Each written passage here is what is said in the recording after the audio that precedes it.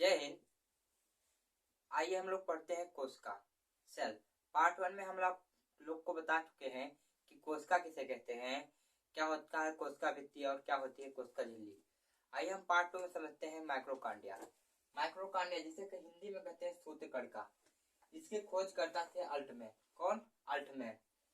देखिए, जब आप लोग सांस लेते हैं तो श्वसन करते हैं तो हीमोग्लोबिन आप लोग का ऑक्सीजन जो होता है इसे ले जाकर कोशिका में माइक्रोकांडिया को देता है। किसको देता है? माइक्रोकांडिया। और माइक्रोकांडिया में पहुंचने के बाद यह एक चेन रिएक्शन करता है जिसे क्रेब्स साइकिल कहते हैं। क्या कहते हैं? Krebs cycle. इसके खोज करता भी क्रेब्स है। देखिए, जब एक क्रेब्स साइकिल होता है तो इसके फलस्वरूप एटीपी का निर्माण होता है। किसका? एटीपी का। और 38 एटीपी मिलकर ग्लूकोज बनाते हैं। क्या बनाते हैं? ग्लूकोज। और ग्लूकोज होता है जो ऊर्जा देता है। क्या देता है? ऊर्जा। इसलिए कभी कभी पूछता है कि ऊर्जा ग्रह, शक्ति ग्रह, पावर हाउस किसे कहते हैं, तो ये सब माइक्रोकांडिया को कहते हैं। किसको कहते हैं? माइक्रोकांडिया को। आप लोग जैसे बताइए कि आप लोग कोई क्रिकेट खेलते हैं, कोई वॉलीबॉल खेलते हैं, कोई लोग लिखते हैं, तो जो क्रिकेट खेलते हैं उनको सबसे ज्यादा पावर कहाँ चाहिए? सबसे ज्यादा ऊर्जा हाथ में चाहिए। और जो लिखते हैं उन्हें भी हाथ में चाहिए। जो बोलते हैं, जैसे मैं बोल रहा हूँ, पढ़ा रहा हूँ आप लोगों को, तो मुझे सबसे ज्यादा ऊर्जा कहाँ चाहिए? मेरी जीभ को, क्योंकि मेरी जीभ चल रही है इसमें। तो यह सब परिवहन कौन करता है? यह सब परिवहन करता है गाल्गी बॉडी, गाल्गी का। इसकी खोज करता है कैमलो गाल्गी।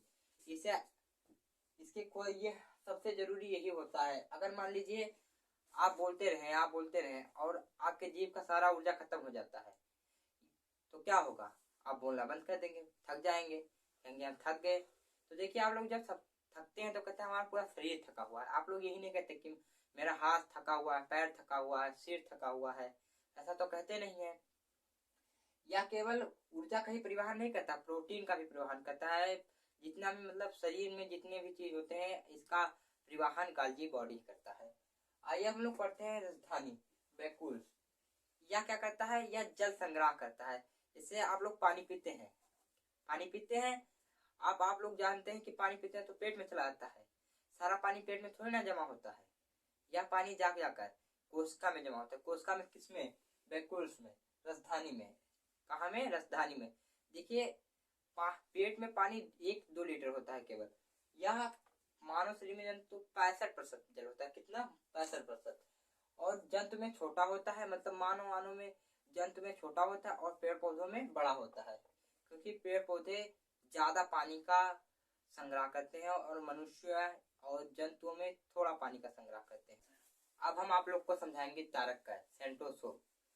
देखिए, सेंट्रोसोम जो होता है इसकी खोज बोबरी नामक विद्वान ने की थी। किसने की थी? बोबरी नामक विद्वान ने। यह कोशिका विभाजन करता है। क्या करता है? कोशिका विभाजन। कोशिका विभाजन मतलब कोशिका का टूट जाना नहीं। कोशिका विभाजन मतलब एक कोशिका से 2 कोशिका हो जाना, अर्थात कोशिका का पुनर्निर्माण होना। क्या? कोशिका का पुनर्निर्माण होना। यह सबसे तेजी से होता है लीवर में। किसमें? लीवर में। और नहीं होता है या कम होता है ब्रेन में। किसमें? ब्रेन में। और सबसे तेजी से लीवर में और कम ब्रेन में। आप लोगों ने सुना होगा कैंसर। कैंसर कोई बीमारी नहीं है। अगर हमारा जो कोशिका है ये काफी तेजी से अगर विभाजन होने लगे तो इसी को हम लोग कहते हैं कैंसर। क्या कहते हैं? कैंसर। अनकंट्रोल अगर यह विभाजन होने लगे कोशिका तो इसे क्या कहते हैं? कैंसर। आप लोगों ने सुना होगा कि ब्रेन ट्यूमर हो जाता है। ब्रेन में कौन सा कैंसर हो जाता है? Brain tumour. ये कैसे हो जाता है? जबकि ब्रेन में क्या होता है? कोशिका विभाजन नहीं होता है।